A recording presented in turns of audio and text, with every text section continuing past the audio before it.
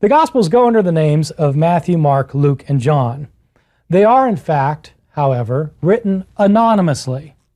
The titles in our Gospels are later additions to the text.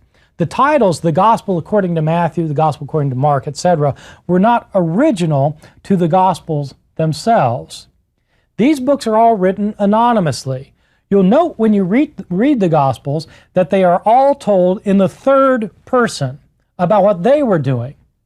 Even the Gospel of Matthew, for example, which has an account of the calling of Matthew, the tax collector, to be one of Jesus' disciples. It's not narrated in the first person about what happened to me. It's narrated in the third person about what happened to him. No indication in Matthew's Gospel that it's being written by somebody named Matthew. Where did these titles come from then? Well, the titles themselves are indications that the named authors were not actually the authors of these books, because of the way the titles are phrased. Matthew is called the Gospel according to Matthew. Now, if Matthew wrote a Gospel, he wouldn't call it the Gospel according to Matthew. That's somebody else telling you who is responsible for the Gospel.